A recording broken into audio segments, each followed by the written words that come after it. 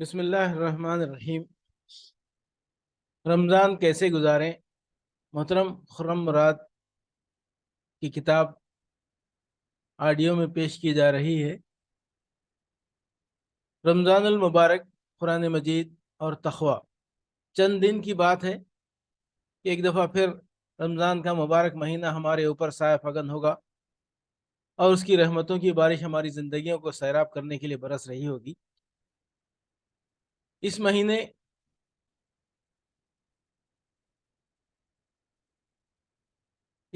کی عظمت و برکت کا کیا ٹھکانہ، جسے خود نبی کریم صلی اللہ علیہ وسلم نے شہر عظیم اور شہر مبارکن کہا ہو، یعنی بڑی عظمت والا مہینہ اور بڑی برکت والا مہینہ۔ نہ ہم اس ماہ کی عظمت کی بلندیوں کا تصور کر سکتے ہیں، نہ ہماری زبان اس کی ساری برکتیں بیان کر سکتی ہیں۔ رمضان المبارک عظیم کیوں؟ اس ماہ کے دامن میں وہ بیش بہا رات ہے کہ اس ایک رات میں ہزاروں مہینوں سے بڑھ کر خیر و برکت کے خزانے لٹائے گئے اور لٹائے جاتے ہیں۔ وہ مبارک رات جس میں ہمارے رب نے اپنی سب سے بڑی رحمت ہمارے اوپر نازل فرمائی، انا انزلناہ فی لیلۃ مبارکہ، ہم نے اسے کتاب مبین کو برکت والی رات میں اتارا۔ سورہ دخان آیت 2۔ یہ کتاب مبین کیا ہے؟ رحمتم من ربک، تمہارے رب کی طرف سے رحمت ہی رحمت۔ لیکن سچ پوچھئے تو اس ماہ کا ہر روز روز سعید ہے، اور اس ماہ کی ہر شب شب مبارک۔ دن روشن ہوتا ہے تو ان گنت بندوں کو یہ سعادت نصیب ہوتی ہے کہ وہ اپنے مالک کی اطاعت اور رضاجوئی کی خاطر اپنے جسم کی جائز خواہشات اور اس کے ضروری مطالبات تک ترک کر کے گواہی دیں کہ صرف اللہ تعالیٰ ہی ان کا رب اور مطلوب و مقصود ہے۔ اس کی اطاعت و بندگی کی طلب ہی زندگی کی اصل بھوک پیاس ہے، اور اس کی خوشنودی ہی میں دلوں کے لیے سیری اور رگوں کے لیے تری کا سامان ہے۔ رات کا اندھیرا چھا جاتا ہے تو بے شمار بندے اللہ تعالیٰ کے حضور قیام، اس سے کلام اور اس کے ذکر کی لذت و برکت سے مالا مال ہوتے ہیں، اور ان کے دل شیشے کے چراغوں کی طرح منور ہو کر ایسے جگمگاتے ہیں جیسے آسمانوں پر رات کے ستارے۔ مثل نورہ کمشکات فیہا مصباح، المصباح فی الزجاجہ، الزجاجۃ کأنہا کوکب دری یوقد من شجرۃ مبارکہ۔ اس کے نور کی مثال ایسے ہے جیسے ایک طاق میں رکھا ہوا چراغ ہو، چراغ ایک فانوس میں ہو، فانوس کا حال یہ ہو کہ جیسے موتی کی طرح چمکتا ہوا تارا۔ رجال لا تلہیہم تجارت ولا بیع عن ذکر اللہ واقام الصلاۃ وایتاء الزکاۃ۔ سورہ نور آیت 37۔ ایسے لوگ جنہیں تجارت اور خرید و فروخت اللہ کی یاد سے، اقامت صلاۃ و ادائے زکوٰۃ سے غافل نہیں کر دیتی۔ اس ماہ کی ہر گھڑی میں فیض و برکت کا اتنا خزانہ پوشیدہ ہے کہ نفل اعمال صالحہ فرض اعمال صالحہ کے درجے کو پہنچ جاتے ہیں، اور فرائض 70 گنا زیادہ وزنی اور بلند ہو جاتے ہیں۔ بیہقی، سلمان فارسی رضی اللہ عنہ۔ رمضان آتا ہے تو آسمان کے دروازے کھول دیے جاتے ہیں اور رحمتوں کی بارش ہوتی ہے، جنت کے دروازے کھول دیے جاتے ہیں اور نیکی کے راستوں پر چلنے کی سہولت اور توفیق عام ہو جاتی ہے، جہنم کے دروازے بند کر دیے جاتے ہیں اور روزہ بدی کے راستوں کی رکاوٹ بن جاتا ہے، شیطانوں کو زنجیروں میں جکڑ دیا جاتا ہے اور برائی پھیلانے کے مواقع کم سے کم ہو جاتے ہیں۔ بخاری، مسلم، ابو ہریرہ رضی اللہ عنہ۔ پس بشارت دی ہے نبی کریم صلی اللہ علیہ وسلم نے اس شخص کو جو رمضان المبارک میں روزے رکھے کہ اس کے سارے اگلے پچھلے گناہ بخش دیے جائیں گے، اور اس شخص کو جو راتوں میں نماز کے لیے کھڑا رہے کہ اس کے بھی گناہ بخش دیے جائیں گے، اور وہ جو شب قدر میں قیام کرے اس کے بھی۔ بس شرط یہ ہے کہ وہ اپنے رب کی باتوں اور وعدوں کو سچا جانے، اپنے عہد بندگی کو وفاداری بشرط استواری کے ساتھ نبھائے، اور خود آگہی و خود احتسابی سے غافل نہ ہو۔ بخاری، مسلم، ابو ہریرہ رضی اللہ عنہ۔ آپ کا حصہ۔ اس مہینے کی عظمت اور برکت بلا شبہ عظیم ہے، لیکن ایسا بھی نہیں ہے کہ اس کی رحمتیں اور برکتیں ہر اس شخص کے حصے میں آ جائیں جو اس مہینے کو پالے۔ جب بارش ہوتی ہے تو مختلف ندی نالے اور تالاب اپنی اپنی وسعت و گہرائی کے مطابق اس کے پانی سے فیضیاب ہوتے ہیں۔ زمین کے مختلف ٹکڑے بھی اپنی استعداد کے مطابق ہی فصل دیتے ہیں۔ بارش سب پر یکساں برستی ہے، مگر ایک چھوٹے سے گڑھے کے حصے میں اتنا وافر پانی نہیں آتا جتنا ایک لمبے چوڑے تالاب میں بھر جاتا ہے۔ اسی طرح جب پانی کسی چٹان یا بنجر زمین پر گرتا ہے تو اس کے اوپر ہی سے بہہ جاتا ہے اور اس کو کوئی نفع نہیں پہنچاتا، لیکن اگر زمین زرخیز ہو تو وہ لہلہا اٹھتی ہے۔ یہی حال انسانوں کی فطرت اور ان کے نصیب کا ہے۔ رمضان المبارک کے ان خزانوں میں سے آپ کو کیا کچھ ملے گا؟ زمین کی طرح آپ کے دل نرم اور آنکھیں نم ہوں گی۔ آپ ایمان کا بیج اپنے اندر ڈالیں گے اور اپنی صلاحیت و استعداد کی حفاظت کریں گے تو بیج پودا بنے گا اور پودا درخت۔ درخت اعمال صالحہ کے پھل پھول اور پتیوں سے لہلہا اٹھیں گے اور آپ ابدی بادشاہت کی فصل کاٹیں گے۔ کسان کی طرح آپ محنت اور عمل کریں گے تو جنت کے انعامات کی فصل تیار ہوگی، اور جتنی محنت کریں گے اتنی ہی اچھی فصل ہوگی۔ دل پتھر کی طرح سخت ہوں گے اور آپ غافل کسان کی طرح سوتے پڑے رہ جائیں گے تو روزوں اور تراویح اور رحمت اور برکت کا سارا پانی بہہ جائے گا اور آپ کے ہاتھ کچھ بھی نہ آئے گا۔ توفیق الہی کے بغیر کچھ نہیں ملتا، لیکن یہ توفیق بھی اسی کو ملتی ہے جو کوشش اور محنت کرتا ہے۔ دیکھیے اللہ تعالیٰ کیا کہتا ہے، آپ اس کی طرف ایک بالش چلیں گے تو وہ آپ کی طرف دو بالش بڑھے گا، آپ اس کی طرف چلنا شروع کریں گے تو وہ آپ کی طرف دوڑتا ہوا آئے گا۔ مسلم ابو ذر رضی اللہ عنہ۔ لیکن آپ کھڑے رہیں پیٹ پھیر کر غافل اور لاپرواہ، تو بتائیے کہ توفیق الہی آپ کے پاس کیسے آئے گی؟ تو ایسا نہ کیجیے کہ رمضان کا پورا مہینہ گزر جائے، رحمتوں اور برکتوں کے ڈول انڈیلے جاتے رہیں اور آپ اتنے بد نصیب ہوں کہ آپ کی جھولی خالی رہ جائے۔ کچھ کرنے کے لیے اور اپنے حصے کی رحمتیں لوٹنے کے لیے کمر کس لیجئے، اور نبی کریم صلی اللہ علیہ وسلم کی اس تنبیہ کو اچھی طرح یاد رکھیے۔ کتنے روزے دار ہیں جن کو اپنے روزوں سے بھوک پیاس کے سوا کچھ نہیں ملتا، اور کتنے راتوں کو نماز پڑھنے والے ہیں جن کو اپنی نمازوں سے رت جگہ کے سوا کچھ حاصل نہیں ہوتا۔ الدارمی ابو ہریرہ رضی اللہ عنہ۔ سارا انحصار آپ پر ہے۔ نبی کریم صلی اللہ علیہ وسلم رمضان سے پہلے اپنے رفقا کو مخاطب کر کے اس مہینے کی عظمت و برکت کو بیان بھی کرتے اور اس کی برکتوں کے خزانوں سے اپنا بھرپور حصہ لینے کے لیے پوری محنت اور کوشش کی تاکید بھی فرماتے۔ آج سنت نبوی صلی اللہ علیہ وسلم کی پیروی میں میرا مقصد بھی یہی ہے، یعنی یہ بتاؤں کہ رمضان کے مہینے میں جو برکت و عظمت ہے اس کا راز کیا ہے، اس سے پورا فائدہ اٹھانے کے لیے کس اہتمام اور تیاری کی ضرورت ہے، کن امور کو ملحوظ رکھنا اور ان پر توجہ مرکوز کرنا ضروری ہے، وہ کون سے طریقے ہیں جن پر چلنے سے منزل ہاتھ آ سکتی ہے، اور کون سی روش ہے جس پر نکل جانے سے راہ کھوٹی ہو جاتی ہے۔ برکت و عظمت کا راز۔ رمضان کے مہینے میں جو عظمت اور برکت ہے اس کا راز کس چیز میں پوشیدہ ہے، یہ جاننا سب سے پہلے ضروری ہے، اس لیے کہ یہ جانے بغیر اس کے خزانوں سے اپنا دامن بھرنا ممکن نہیں، نہ اس یکسوئی عزم اور محنت کا اہتمام ممکن ہے جو اس مقصد کے لیے ناگزیر ہے۔ اس عظمت و برکت کا سارا راز صرف ایک چیز میں پوشیدہ ہے، وہ یہ کہ اس مہینے میں قرآن مجید نازل کیا گیا، یعنی نزول شروع ہوا، پورے کا پورا لوح محفوظ سے اتار کر جبرائیل علیہ السلام کے سپرد کیا گیا، یا نزول کا فیصلہ صادر کر دیا گیا۔ گویا کہ اس ماہ میں رب رحمان و رحیم کی بے پایہ رحمت نے ہم جیسے انسانوں کی رہنمائی کا سامان فرمایا۔ اس کی حکمت لامتناہی نے ہماری سوچ اور عمل کی راہیں روشن کی، صحیح اور غلط کو پرکھنے کے لیے وہ کسوٹی عطا کی جو غلطی، کجی اور تغیر و تبدل سے پاک ہے۔ یہ اس وقت ہوا جب رمضان کی ایک صبح سحر کے وقت کلام الہی کی پہلی کرن نے قلب محمدی کو منور کر دیا۔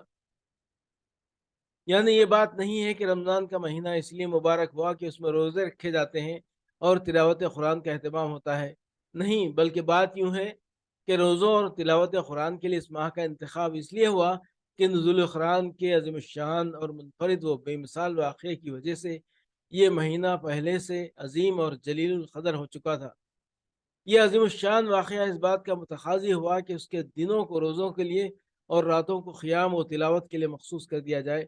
اللہ تعالیٰ نے اس بات کو یوں آشکار فرمایا: شہر رمضان الذی انزل فیہ القرآن ھدی للناس وبینات من الھدی والفرقان فمن شہد منکم الشہر فلیصم۔ سورہ بقرہ آیت 185۔ رمضان ہی وہ مہینہ ہے جس میں قرآن نازل کیا گیا جو سارے انسانوں کے لیے سراسر ہدایت ہے اور ایسی واضح تعلیمات پر مشتمل ہے جو راہ راست دکھانے والی اور حق و باطل کا فرق کھول کر رکھ دینے والی ہیں۔ لہٰذا جو شخص اس مہینے کو پائے لازم ہے کہ وہ اس میں روزے رکھے۔ نعمت قرآن۔ قرآن مجید اللہ تعالیٰ کی نعمتوں میں سے سب سے اعلیٰ اور بے مثل نعمت ہے، اور اس کی رحمتوں میں سب سے بڑی رحمت۔ اس کا نزول تاریخ انسانی کا سب سے عظیم واقعہ ہے، اور اللہ تعالیٰ کی بے پایہ رحمت کے جوش و خروش کا اس دنیا میں سب سے بڑا ظہور۔ اسی لیے تو اس نے فرمایا الرحمن علم القرآن، سورہ رحمان آیت 1-2۔ وہ بے انتہا رحم والا ہے جس نے قرآن کی تعلیم دی۔ اور تنزیل من الرحمن الرحیم، سورہ حامیم سجدہ آیت 2، اتارا گیا ہے بے انتہا رحم والے اور بے انتہا رحم کرنے والے کی طرف سے۔ انسان کے لیے عدل و قسط کی کوئی میزان ہے تو یہی قرآن ہے، روشنی ہے تو یہی ہے، نسخہ شفا ہے تو یہی ہے۔ ویسے تو ہمارے اوپر اللہ تعالیٰ کی نعمتیں بے حد و حساب ہیں، ہم ہر لمحہ دونوں ہاتھوں سے ان نعمتوں کے خزانے لوٹ رہے ہیں، لیکن دنیا اور دنیا کی ہر نعمت بس اسی وقت تک ہماری ہے جس وقت تک سانس آ رہی ہے اور جا رہی ہے۔ آخری سانس نکلی تو زندگی کے سارے لمحات بھی ختم، اور دنیا کی ساری نعمتیں بھی ہمارے لیے ختم۔ جو چیز زندگی کے ان فانی لمحات کو لازوال زندگی میں ان ختم ہو جانے والی نعمتوں کو ہمیشہ باقی رہنے والی نعمتوں میں بدل سکتی ہے، وہ صرف اور صرف قرآن کی نعمت ہے۔ اسی لیے یہ دنیا کے سارے خزانوں سے زیادہ قیمتی خزانہ ہے۔ اسی لیے جس رات یہ نازل کیا گیا اس کا لیلۃ المبارکہ اور لیلۃ القدر فرمایا، اور جہاں جہاں اس کے اتارے جانے کا ذکر فرمایا، اکثر اس کا رشتہ اپنی رحمت، بار بار کی جانے والی رحمت، اپنی بے پایہ حکمت اور اپنی بے پناہ قوت کے ساتھ جوڑا۔ پھر اسی لیے رمضان کے اختتام پر جشن عید منانے کو کہا کہ یہ مہینہ نزول قرآن کی سالگرہ کا مہینہ ہے۔ یا ایھا الناس قد جاءتکم موعظۃ من ربکم وشفاء لما فی الصدور وہدی ورحمۃ للمؤمنین قل بفضل اللہ وبرحمتہ فبذلک فلیفرحوا هو خیر مما یجمعون، سورہ یونس آیت 57-58۔ لوگوں، تمہارے پاس تمہارے رب کی طرف سے نصیحت آ گئی ہے، یہ وہ چیز ہے جو دلوں کے امراض کی شفا ہے، اور جو اسے قبول کر لے ان کے لیے رہنمائی اور رحمت ہے۔ اے نبی صلی اللہ علیہ وسلم، کہو کہ یہ اللہ کا فضل ہے اور اس کی مہربانی ہے کہ یہ چیز اس نے بھیجی، اس پر تو لوگوں کو خوشی منانی چاہیے، یہ ان سب چیزوں سے بہتر ہے جنہیں لوگ سمیٹ رہے ہیں۔ سب دن اور سب مہینے ایک جیسے ہوتے ہیں، یہ سب خدا کے پیدا کیے ہوئے ہیں اور ان کے درمیان کوئی فرق نہیں ہوتا، لیکن بعض لمحات ایسے آتے ہیں جن کے ساتھ ساری انسانیت اور ساری کائنات کا مقدر وابستہ ہو جاتا ہے۔ ایسا ہی لمحہ وہ تھا جب غار حرا میں ہدایت خداوندی کی آخری کرن داخل ہوئی اور نبی صلی اللہ علیہ وسلم اس کے امین و حامل بنے۔ اسی عظیم لمحے کا امین ہے رمضان المبارک کا مہینہ، اور یہی ہے رمضان المبارک کی عظمت و برکت کا راز۔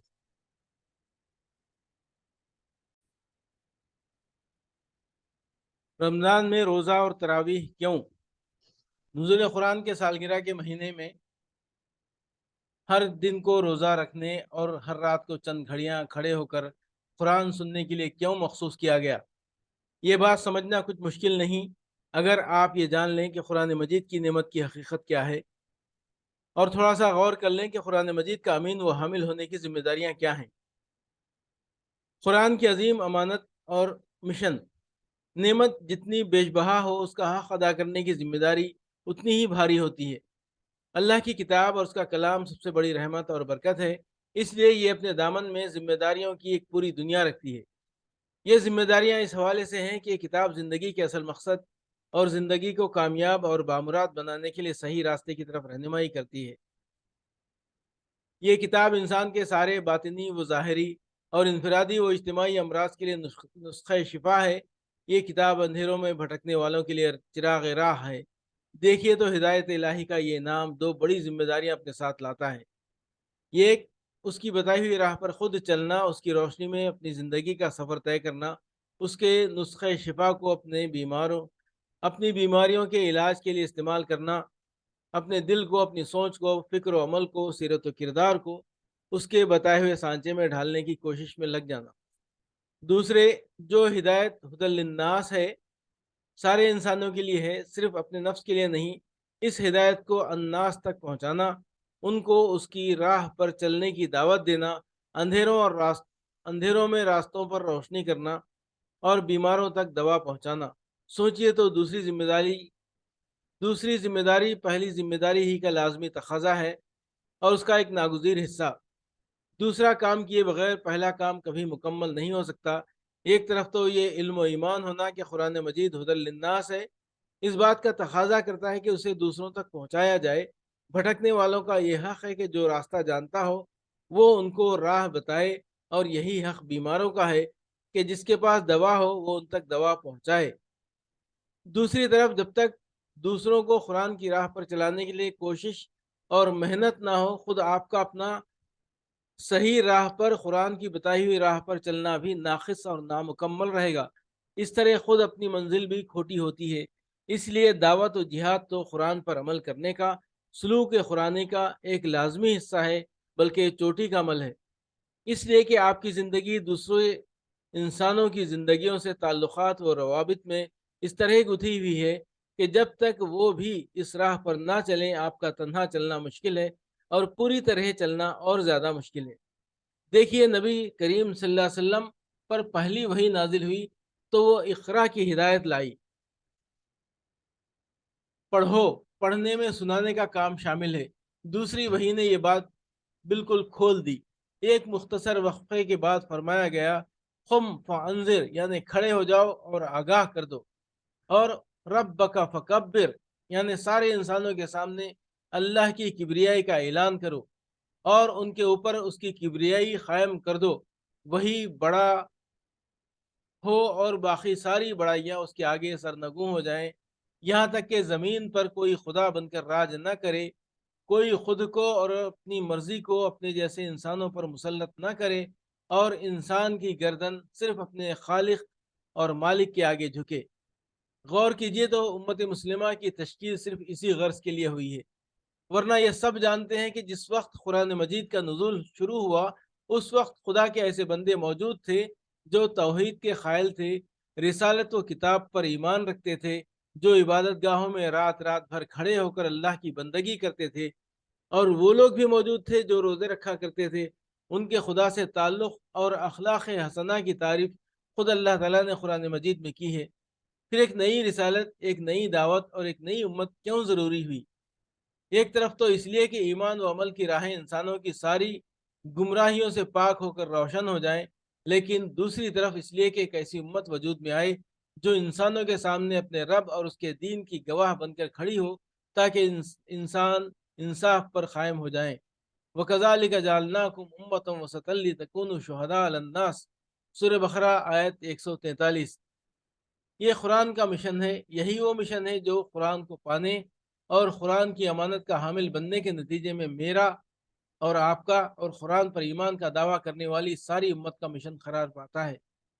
یہ ذمہ داری کتنی بھاری اور بڑی ذمہ داری ہے اس کا تصور بھی مشکل ہے۔ ساری انسانیت کو صحیح راہ پر ڈالا جائے، یہ ایک انتہائی عظیم الشان کام ہے۔ اسی لیے حضور صلی اللہ علیہ وسلم پہلا پیغام لے کر غار حرا سے گھر آئے تو کانپتے اور لرزتے ہوئے آئے۔ خود اللہ تعالیٰ نے اس کلام کی امانت کو ایک بھاری بات، قول ثقیل کہا اور کمر توڑ بوجھ قرار دیا۔ یہ کوئی آسان کام نہیں، لیکن ایسا مشکل بھی نہیں کہ اس کا اٹھانا انسان کے بس سے باہر ہو، ورنہ اللہ تعالیٰ جو رحمان و رحیم اور عادل و حکیم ہے ایسا بوجھ کیوں ڈالتا؟ بس اس بوجھ کو اٹھانے کے لیے اپنے اندر ایک ایسا انسان بنانے کی ضرورت ہے جو صرف اللہ تعالیٰ کا بندہ ہو اور اپنی بندگی میں کسی کو شریک نہ کرے۔ نیا انسان بننے کے لیے اور ایسی دنیا بنانے کے لیے جہاں حکم صرف اللہ کا چلے اور گردنیں صرف اس کے آگے جھکیں، قرآن پر ایمان بھی ضروری ہے، قرآن کا علم بھی ضروری ہے، قرآن سے مسلسل گہرا ربط بھی ضروری ہے، صبر اور استقامت بھی درکار ہے، اور مسلسل جدوجہد اور قربانی بھی ناگزیر ہے۔ قرآن کا مشن بڑی اعلیٰ صفات کا مطالبہ کرتا ہے۔ اس کا تقاضا ہے کہ انسان قرآن کا پرچم اٹھائے تو فکر اور کردار کو بھی بلندیوں کی طرف اٹھائے۔ اس کے لیے خصوصی قوت اور استعداد کی ضرورت ہے۔ قرآن، تقویٰ اور روزے کا تعلق اس قوت و استعداد کا اور ان اعلیٰ صلاحیتوں کا سرچشمہ ہے۔ تقویٰ، اللہ تعالیٰ نے اپنی کتاب کے شروع ہی میں یہ واضح کر دیا کہ اس کتاب سے وہی صحیح راہ دیکھ سکتے ہیں اور راہ پر لگ سکتے ہیں اور راہ پر چل سکتے ہیں جو تقویٰ رکھتے ہوں، ھدی للمتقین۔ دوسری طرف روزہ رکھنے کا مقصد، یا یوں کہیے کہ روزوں کا حاصل یوں بیان کیا کہ لعلکم تتقون، تاکہ تمہارے اندر تقویٰ پیدا ہو۔ ان دونوں آیتوں کو ملا کر پڑھیے، آپ فوراً اس راز کو پالیں گے کہ روزے سے قرآن مجید کو اتنا گہرا تعلق کیوں ہے، اور نزول قرآن کی سالگرہ کے مہینے کو روزوں کے لیے کیوں مخصوص فرمایا گیا۔ اس ماہ کی بابرکت گھڑیوں سے زیادہ موزوں وقت اس بات کے لیے اور کون سا ہو سکتا تھا کہ روزے کے ذریعے تقویٰ کی وہ صفت پیدا کرنے کی کوشش کی جائے جس سے قرآن کی راہ آسان ہو اور قرآن کی امانت کا بوجھ اٹھانا ممکن ہو۔ تقویٰ کیا ہے؟ تقویٰ بڑی اونچی اور بیش بہا صفت ہے اور ساری مطلوبہ صفات کی جامع بھی۔ جو تقویٰ کی صفت رکھتے ہیں ان کو اللہ تعالیٰ نے قرآن مجید میں دنیا اور آخرت کی ساری بھلائیوں کی ضمانت دی ہے۔ تقویٰ وہ چیز ہے جس سے ہر مشکل سے نکلنے کا راستہ ملتا ہے۔ تقویٰ وہ ہے جس سے رزق کے دروازے اس طرح کھلتے ہیں کہ سان و گمان بھی نہیں ہوتا۔ تقویٰ کی وجہ سے دین اور دنیا کے سارے کام آسان ہو جاتے ہیں۔ اللہ تعالیٰ برائیاں جھاڑ دیتا ہے اور اجر عظیم سے نوازتا ہے۔ متقین ہی وہ ہیں جن کو اس جنت کی بشارت دی گئی ہے جس کی وسعت میں زمین و آسمان سما جائیں۔ انہی سے اس مغفرت کا وعدہ کیا گیا ہے جو اس جنت کی طرف لے جانے والی ہے۔ جنت تو ان کی وراثت ہے ہی، دنیا میں بھی آسمان و زمین سے برکتوں کے دہانے کھول دینے کا وعدہ ان سے کیا گیا ہے جو ایمان اور تقویٰ کی صفت سے آراستہ ہوں۔ وَلَوْ أَنَّ أَهْلَ الْقُرَىٰ آمَنُوا وَاتَّقَوْا لَفَتَحْنَا عَلَيْهِمْ بَرَكَاتٍ مِّنَ السَّمَاءِ وَالْأَرْضِ، سورہ اعراف آیت 96۔ اگر بستیوں کے لوگ ایمان لاتے اور تقویٰ کی روش اختیار کرتے تو ہم ان پر آسمان اور زمین سے برکتوں کے دروازے کھول دیتے۔ تقویٰ کیا ہے؟ بات سمیٹ کر کہی جائے تو کہنا چاہیے کہ تقویٰ قلب و روح، شعور و آگہی، عزم و ارادہ، ضبط و نفس، نظم اور عمل و کردار کی اس قوت اور استعداد کا نام ہے جس کے بل پر ہم اس چیز سے رک جائیں جس کو ہم غلط جانتے اور مانتے ہوں اور اپنے لیے نقصان دہ سمجھتے ہوں، اور اس پر جم جائیں جس کو صحیح جانتے اور مانتے ہوں۔ تقویٰ کے لغوی معنی بچنے کے ہیں۔ ان معنوں میں تقویٰ کا بالکل بنیادی اور ابتدائی مفہوم ہے جو میں نے آپ کے سامنے پیش کیا ہے۔ یہ قوت ہماری فطرت میں ودیت ہے کہ ہم نقصان و تکلیف سے بچیں، نفع کا لالچ کریں اور اس کے حصول کی کوشش کریں۔ ہمارے اندر اس کی طلب اور قوت نہ ہو تو انسان کی زندگی کی بقا بالکل ناممکن ہے، نہ وہ ترقی کر سکتا ہے۔ ہم جلتی آگ میں ہاتھ نہیں ڈالتے بلکہ ہمارا ہاتھ خود بخود آگ کے پاس سے کھینچ کر واپس لوٹ آتا ہے۔ ہمارا بچہ غلطی سے آگ کے قریب بھی چلا جائے تو ہم بے چین ہو کر لپکتے ہیں کہ کسی طرح اس کو بچا لیں۔ کیوں؟ اس لیے کہ ہمیں اس بات پر یقین ہے کہ آگ میں ہمارا ہاتھ جل جائے گا، آگ بچے کو جلا دے گی، وہ مر سکتا ہے۔ یہ دنیا کی آگ کا تقویٰ ہے۔ اس آگ کا نقصان ہمارے تجربے میں ہے، یہ ہماری نگاہوں کے سامنے ہے، اس لیے اس سے بچنے کی استعداد اتنی طاقتور ہے۔ ایک اور آگ ہے، یہ آگ ایمان و عمل اور فکر و اخلاق کی خرابیوں سے بھڑکتی ہے۔ کن راہوں پر چلنے سے اس دنیا اور آنے والی دنیا میں اللہ تعالیٰ کی اس آگ میں گرنا اور جلنا ممکن ہے، یہی بات قرآن مجید بتاتا ہے۔ وہ خبردار کرتا ہے کہ ان راہوں کے قریب نہ جاؤ، اس آگ سے بچو۔ حق کا انکار، نافرمانی، ظلم، جھوٹ، حرام مال، دوسروں کا حق مارنا، ان کو ایذا پہنچانا، یہ سب آگ ہے۔ یہ آگ ہماری آنکھیں نہیں دیکھ سکتی، ان کا ہمیں کوئی تجربہ نہیں۔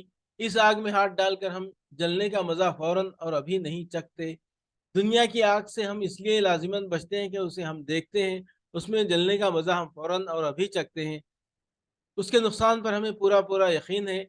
اگر ایسا ہی یقین ہمیں اس بات پر ہو جائے کہ جھوٹ بولنے سے زبان آگ میں جل رہی ہے، حرام کھانے سے پیٹ آگ کے انگاروں سے بھر رہا ہے، یا حرام پر چلنے سے آگ اوڑھنا اور بچھونا اور کھانا اور پینا بن رہی ہے، تو پھر یقیناً ہمارے دلوں اور جسم و جان میں وہ قوت اور استعداد پیدا ہوگی جو ہمیں ان کاموں سے روکنے میں کامیاب ہو۔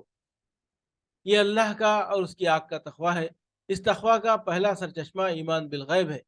متقین جو قرآن سے ہدایت پاتے ہیں، الذین یؤمنون بالغیب، سورہ بقرہ آیت 3، وہ ہیں جو غیب پر ایمان رکھتے ہیں۔ آج کی ایمان خرابی اور بدعملی ہی کل کی آگ ہے۔ اگرچہ اسے ہم آج نہیں دیکھ سکتے، اس بات پر یقین ہی سے تقویٰ پیدا ہوتا ہے۔ اسی یقین سے وہ قوت پیدا ہوتی ہے جو راہ قرآن پر چلنے کے لیے سب سے بڑھ کر درکار ہے۔ وہ زیادہ راہ حاصل ہوتا ہے جو سب سے زیادہ ضروری ہے۔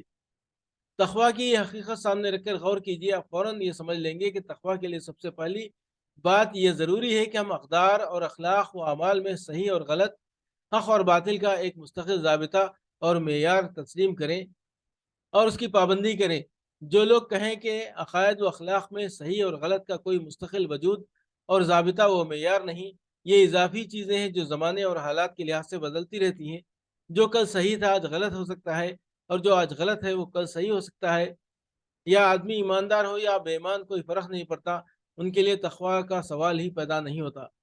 ہم نے اللہ تعالیٰ کو اپنا رب مانا ہے، اس کے معنی ہی یہ ہے کہ حق اور صرف صحیح صرف وہ ہے جو اس کا حکم ہو، جس سے اس کی رضا حاصل ہوتی ہو، جس کا علم اس نے دیا ہو۔ ہر وہ چیز جو اس کو ناراض کرنے والی ہو، جس سے اس کا غضب بھڑکتا ہو، جس سے اس کی نافرمانی ہوتی ہو، وہ غلط اور باطل ہے، وہ ضرر رساں اور نقصان دہ ہے، اس سے بچنا ضروری ہے۔ اللہ تعالیٰ کو رب ماننے کے معنی یہ بھی ہیں کہ کچھ حقیقتیں ایسی ہیں جو ہم دیکھ نہیں سکتے، چکھ نہیں سکتے، جو ہمارے حواس کی گرفت سے باہر ہیں، جو جسم و جان سے ماوراء ہیں، جو بھوک پیاس سے بالاتر ہیں، جو خواہشات کی فوری تکمیل سے زیادہ مزیدار اور قیمتی ہیں۔ اس کے معنی یہ بھی ہیں کہ صحیح اور غلط کا علم صرف وہی دے سکتا ہے، اور ان حقیقتوں کا علم بھی صرف اسی سے حاصل ہو سکتا ہے جس کے پاس غیب اور شہادت دونوں کا علم ہے، اور جس کی مرضی ہی صحیح اور غلط کی کسوٹی ہے۔ متقی وہ بن سکتے ہیں جو ان غیبی امور پر ایمان لائیں، جو ان باتوں کو مان لے۔ اس کے لیے ایک ہی راستہ ہے، وہ یہ کہ اپنے تن من دھن سب کو پورا پورا کا پورا اپنے رب کے حوالے کر دے۔ اس کا اٹھنا بیٹھنا، چلنا پھرنا، سوچنا بولنا سب اللہ تعالیٰ کے حکم کے مطابق ہو، اس کی بندگی کے لیے وقف ہو جائے۔ جو کچھ اس نے دیا ہے، خواہ مال ہو یا وقت، مادی نعمت ہو یا معنوی، اس کی راہ میں لگا دے اور اسی کے لیے خرچ کرے۔ پوری زندگی اس فکر میں گزارے کہ کل اس سے ملاقات کرنا ہے، اور اس وقت کی کامیابی ہی اصل کامیابی ہے۔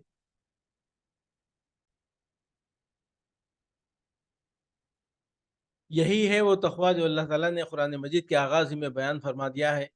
غیب پر ایمان، جسم و جان سے بندگی، نماز کی شکل میں اس کا دیا ہوا اسی کی راہ میں خرچ کرنا، حق و باطل کی کسوٹی کے لیے وہی پر ایمان اور آخرت پر یقین۔ جو اللہ کو اپنا رب کہے، اس کے بعد بھی اپنے جسم و جان کی قوتوں کو، اپنے وقت اور مال کو ان راہوں میں لگائے جو اس کو ناپسند ہے، اور ان چیزوں سے نہ بچے جو اس کے غضب کی آگ بھڑکانے والی ہیں، وہ تقویٰ سے محروم ہے۔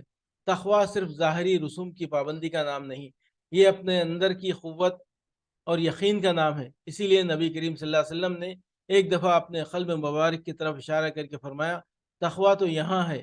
مسلم، ابو ہریرہ رضی اللہ عنہ۔ تقویٰ اور روزے کا تعلق۔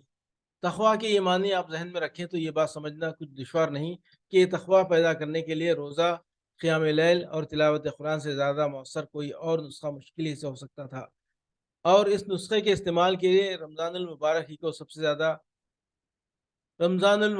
سب سے زیادہ موزوں مہینہ تھا۔ روزہ اور قیام لیل میں تلاوت قرآن دونوں کو رمضان کے مہینے میں جمع کر کے اللہ تعالیٰ نے دراصل اس تقویٰ کے حصول کا راستہ ہمارے لیے کھول دیا ہے۔ ہم روزہ رکھتے ہیں تو صبح سے شام تک اپنے جسم کے جائز مطالبات تک کو، بھوک پیاس جیسے مطالبات تک کو پورا کرنے سے اللہ کی رضا کی خاطر رک جاتے ہیں، اور اس کے اجر و انعام کی خاطر اپنی جائز خواہشات بھی قربان کر دیتے ہیں۔ رات آتی ہے تو کھڑے ہو کر اس کا کلام سنتے ہیں، اور مہینے بھر میں کم سے کم ایک دفعہ پوری کتاب سن لیتے ہیں۔ یہ ہماری بدقسمتی ہے کہ زبان نہ جاننے اور محنت نہ کرنے کی وجہ سے ہمارے پلے کچھ نہیں پڑتا کہ اللہ تعالیٰ نے ہم سے کیا کہا اور ہم نے کیا سنا۔ لیکن منشاء خداوندی بالکل واضح ہے کہ اس مہینے میں ہم ایک مرتبہ اس پوری ہدایت سے روشناس ہو جائیں جو اس نے قرآن مجید کی صورت میں ہمیں عطا فرمائی ہے، اور جس پر خود عمل کرنا اور جس کی طرف دوسروں کو بلانا ہمارا اولین فرض ہے۔ تلاوت قرآن سے علم و ایمان کا حصول ہوتا ہے، اور روزے سے قوت عمل کا۔ روزے میں جب اللہ تعالیٰ کا حکم ہوتا ہے ہم کھاتے ہیں، اور جب اس کا حکم ہوتا ہے کہ ہم رک جاتے ہیں۔ نہ کھانا حرام ہے نہ پینا، لیکن روزے میں ہم ان بالکل بنیادی ضروریات کو اطاعت رب کی خاطر اپنے اوپر حرام کر لیتے ہیں، جن کو پورا کرنا دوسرے اوقات میں نہ صرف جائز بلکہ فرض ہوتا ہے۔ اس طرح ہم یہ قوت پیدا کرتے ہیں کہ ہر اس چیز سے رک جائیں جس سے اللہ تعالیٰ نے روکا ہے، خواہ اس کے لیے ہماری ضرورت اور خواہش کتنی ہی شدید ہو، اور وہ ہمیں کتنی ہی صحیح اور جائز نظر آئے۔ روزے سے ہمارا یہ یقین بھی راسخ ہوتا ہے کہ جن حقیقتوں کی خبر اللہ تعالیٰ اور اس کے رسول نے دی ہے، جو مادی و حصی نہیں ہے، وہ بھوک پیاس اور جنس جیسی مادی حقیقتوں سے کہیں زیادہ بالا، بیش بہا اور لذیذ ہیں۔ ہم صرف روٹی سے نہیں جیتے، اعلیٰ اخلاقی مقاصد زندگی کے لیے ناگزیر ہیں۔ اس طرح سے ہمارے اندر یہ قوت پیدا ہوتی ہے کہ بلند ترین روحانی اور اخلاقی مقاصد کے لیے جو بعد میں حاصل ہونے والے ہوں، ان دنیاوی خواہشات کو قربان کر دیں جن کا مزہ آج ہی اور ابھی فوراً لوٹا جا سکتا ہے۔ روزہ یہ بات بھی راسخ کر دیتا ہے کہ اصل چیز اطاعت الہی ہے۔ صرف حکم الہی کی کسی چیز صرف حکم الہی ہی کسی چیز کے صحیح یا غلط ہونے کے لیے آخری سند ہے۔ نیکی اور ثواب کھانے میں نہیں ہے، نہ بھوکے رہنے میں، نہ جاگنے میں، نہ سونے میں۔ نیکی اور ثواب صرف اللہ تعالیٰ کی اطاعت اور فرما برداری میں ہے۔ قیام اللیل سے بھی اسی نوعیت کی قوتیں حاصل ہوتی ہیں۔ جب یہ قوتیں اور کیفیات پیدا ہو جائیں، اور جتنی ہو جائیں اسی وقت اور اتنے ہی ہم انفرادی طور پر اور اجتماعی طور پر بحیثیت قوم قرآن کی امانت کا بار اٹھانے کے قابل ہو سکتے ہیں، کیونکہ تبھی ہمارے اندر اپنے مقاصد اور قرآن کے مشن کی تکمیل کو مادی اور محسوس اشیاء کی خواہشات اور فوری اور بظاہر یقینی لذتوں کی طلب پر ترجیح دینے کی استعداد پیدا ہو سکتی ہے۔